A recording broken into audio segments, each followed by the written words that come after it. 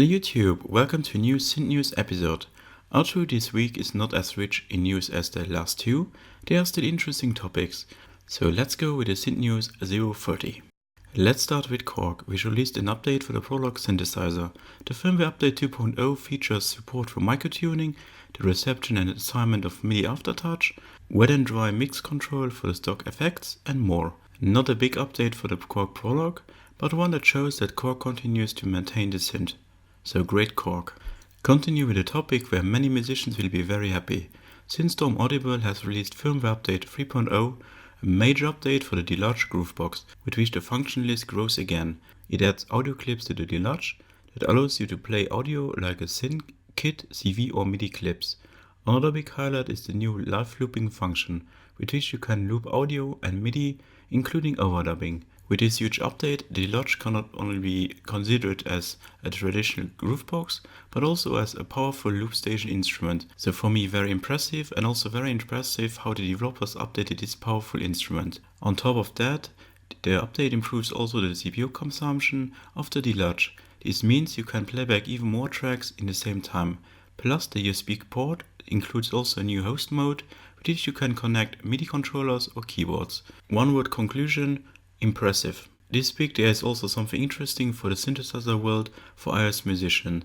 Mifki has released Mirag, a port of the VSCF Rack synthesizer for iOS. For around $8 or €9, the user gets the same experience on the iPad. Mirag is based on VSCF Rack 0.6, choose a slightly older version. Nonetheless, you get here a lot of modules with which you can play. However, there are first discussions about how legal this iOS development is. One must know here, VSCF Rack is open source, however the interface apparently not, so it will be interesting to see how this discussion ends. Let's stay with software. Unfiltered Audio, one of the most creative plugin developers of recent years in my opinion, released its first synthesizer called Lion. It is patchable and has a very deep engine that can go very far. Lion has 26 oscillator modes, ranging from classic virtual analog synthesis, FM, granular to circuit bending, or even chaos. Everything is based on proper synthesis and does not use samples. These are supported by various filters and the well-known Biome effect engine, with over 40 modulable effects. Plus it includes many different modulators like envelopes, LFOs, random generators, sequencers and even MPE. The strength of Lion is its patchable engine and its large number of special modules. A true beast of a synthesizer plugin in my opinion, with which one can work very long.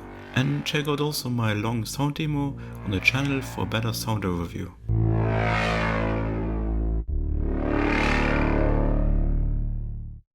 Back to the hardware, last week a trademark entry has appeared for a possible Sequential Pro 3 synthesizer. Shortly after Superbooth, Smith announced the production stop of the Pro 2 synthesizer. The trademark news now clearly shows that the Pro 3 is in development. In my opinion, we will see the new version at the NAMM 2020, but pure speculation for me. Also, one can already speculate what it should include. If I were Dave Smith, I would include again an hybrid engine, but this time with analog and digital oscillators, also a bigger OLED screen, more effects and an advanced sequencer. Everything just speculation, but it would be nice when all this comes. So stay tuned for more details in future. Also there are fresh news from Argentina. GS Music, known for its Apollo 1 synthesizer, now goes poly. They announced Zeus, a new multi-timbral analog polyphonic synthesizer with a very classic Moogish design. It features a subtractive analog voice engine with 2 VCOs, a sub-oscillator, a mixer, a low-pass filter, 3 LFOs, 2 envelopes, 1 VCA, chorus and delay effects. It also has a display where you can read off parameters and curves, but this serves also for saving presets. So it is 4 times multi-timbral and is currently a prototype. A price and availability is not yet known, but a sound team is already available. An interesting new synthesizer from a relatively unknown company, and it's cool to see a multi-timbral poly-analog synth. Hope it will be affordable and not so expensive like a Moog one. Speaking of Moog, they have reissued the Moog 10, but Moog's first compact modular synthesizer. It is faithfully recreated by the engineers and has all the modules you know. If you are interested in some synth history for your studio, you must have enough money. The Moog 10 costs just under $10,000 and is limited in quantities. If you do not have that much money, check out the Moog 15 app for iOS. It will give you some Moog 10 feelings. Analog Solutions surprised the synth world last week with the COLOSSUS, a new monster synth with 12 VCOs. It's heavy inspired by the EMS Synth 100, but without being a clone.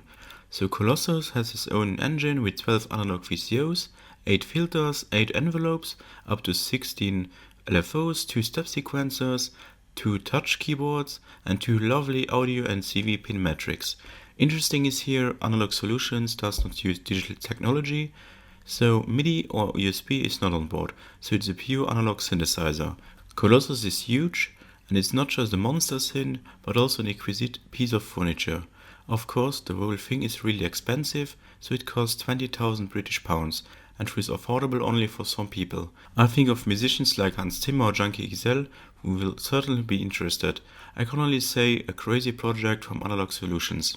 The market for UREC audio interfaces modules is growing. With the new AS9, expert sleepers introduce a successor to the very successful ES8. It is a 16 in and 16 out USB audio interface module with DC coupled inputs and outputs that can be used for both audio and CVs. The ES9 acts as a bridge between your computer and your modular synthesizer on audio and CV basis. It's very handy if you want to use apps like Silent Way, Max MSP or Ableton CV tools. If you are looking for a module that can communicate very deep with your computer and give you many options, take a look at the ES9. Last but not least, JF Sebastian, known as generic designer of the Tarot Corp, #BladeRunner, is back as a AI-powered editor for the beautiful DECKARD'S Dream synthesizer. In addition to the DAW control via MIDI, it has other interesting features. Among other things, new sounds can be designed using AI. The editor is open source and a must-have for all DECKARD'S Dream synth owners in my opinion. I hope you enjoyed this new synth news episode and let me know in the comments below what's your favorite news. It would be cool to discuss with you. Big thanks for watching and for your continued support. Hope to see you again very soon in one of the next videos. Bye!